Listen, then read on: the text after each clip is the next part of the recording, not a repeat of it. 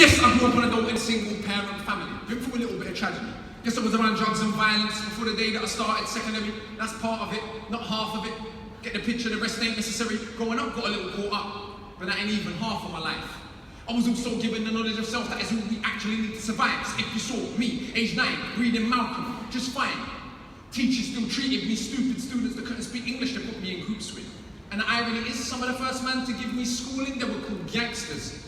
But I already explained that we know what the truth is. They used to say, don't be like me. Yeah, I got a name and don't on the street. Nighttime comes, I can't sleep.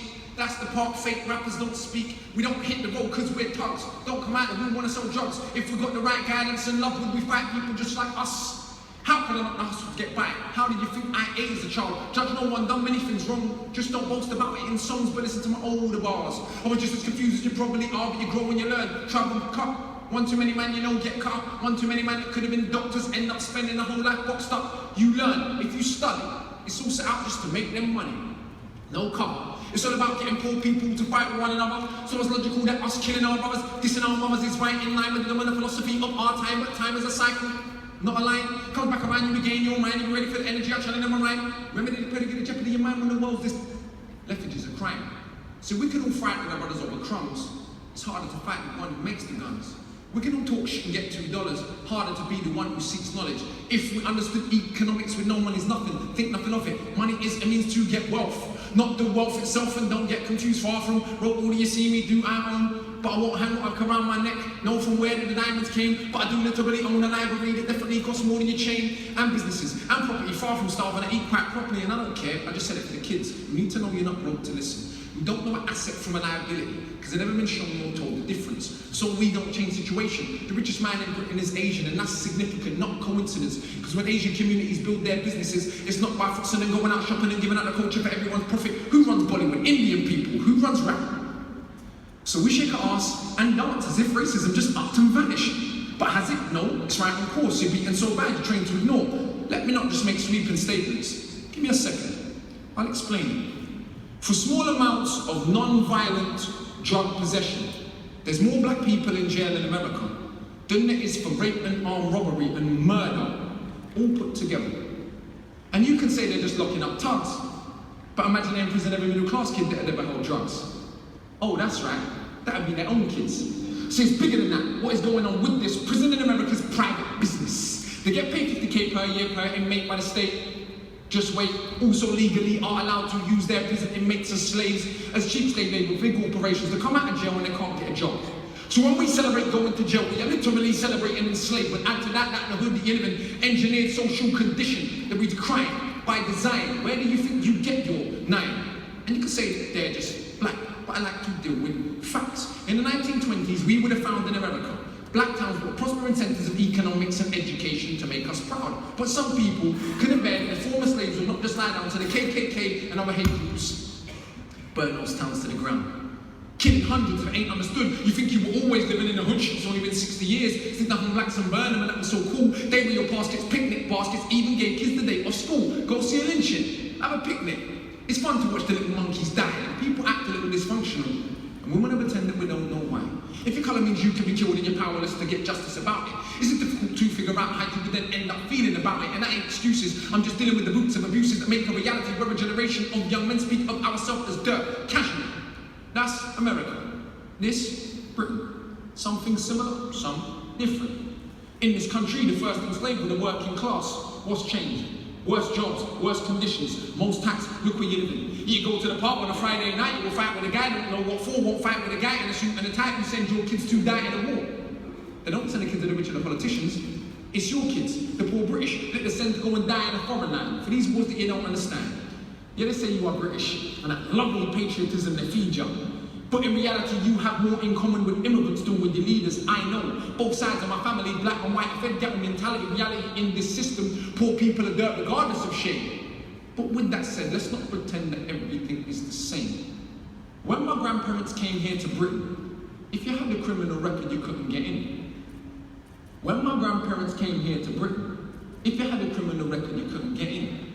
That ain't protected from all of the stupid abuses they would be living. Kicked in the teeth, stabbed in the street, many times firebombed our houses, put feces through our letterbox, and of course the cops did so much about it. Daily, up to the 80s, people spitting in my pram because I was a coon baby. But of course, that has had no effect on my today with crazy. And none of this was for any good reason. They were just dark and breathing to ease the guilt now for all this treatment, constant stereotypes and needed. So if I celebrate how big bricks that I'm flipping, clicks that I'm sticking, chicks that I'm hitting, I'm playing my position. But if I teach a kid to be a mathematician, messing with the schism, Hanagan, Philippism, and materialism is no longer our religion, what do you think we got now in Britain? Just like America, private prison. Prison for profit. So that means if your friends go to jail, someone makes money off it. So keep environments that breed crime, build more jails at the same time, market badness to the kids in the rhymes, as long as rich kids ain't dying, it's fine. Get them to the point where some are so lost. To actually believe if they don't celebrate killing themselves off, it's because they're soft. Was Malcolm soft? Was Marley soft? Tell me, was Marcus Garvey soft? Well, was Muhammad Ali soft? Nah, I think not, but they want us to think that the role is cool, when being on roll is all we can do. But we don't control the wholesale production, so who benefits from us moving the food? All thinking is the way out of road life, but Malcolm X used to hustle on the roadside. Marcus Garvey organised more than 6 million people with no Facebook or Twitter. Why is it something we can't equal? Shh. One of my own homeboys did 10 straight in the boxing yard. Now what's he doing? Passing his doctorate. Don't tell me that it's too hard. Who trained you to believe you're inferior? Songbo Eridon in Nigeria are the remains of an ancient mole dug 1,000 years ago. It's 20 meters wide, 70 down. Round the remains of an ancient town. It's 400 square miles around. 400 square miles around. But please don't believe me. It was a documentary on BBC, but we ain't studying history. Too busy watching MTV. And MTV said, wear platinum. I really want to go and wear platinum. MTV said, pop magnums. I really want to go and pop magnum. If MTV said, drink prune juice, you would start hearing that in tune soon. Hey, did anyone want my car? Is it now less important what I've got to say? Oh, and I drive a Mercedes, by the way, so everybody listens to what I've got to say.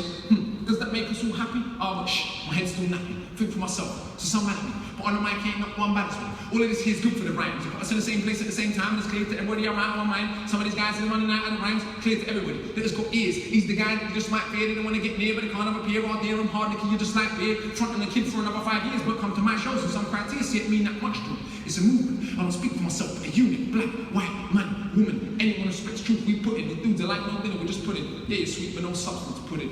You can never ever be with Lebanon. Our songs get played out, Lebanon. We speak for the people properly, not for the old fat guys in offices anyway. That's enough kissing my own ass. Back to the more important task of being so shallow that I got half the hood screaming, knowledge is power. And I ain't saying that I'll change rap back, but I do know this for a fact. Right now, there's you on your block with his hands on his face screwed up, swear he don't care that he don't give up. They won't let nobody call his bluff, but the words go in. Open your chakra, because once that's happened, there is no going backwards. Start to see what is really happening, who the enemy should be attacking is. So read, stop on the block, read, sitting in the box, read, don't let them say what you can achieve. Because when people are enslaved, one of the first things to do is stop them reading. Because it is well understood that intelligent people will take their freedom. Because if we knew our power, we would understand we can't be held down. If we knew our power, we would not elevate not one of these clowns. If we knew our power, we wouldn't get arrogant when we get 2 pennies. If we knew our power, we would see what everybody sees, that we're rich already.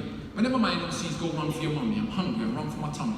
That's enough. Back to worship and money. I'm off, back to the study.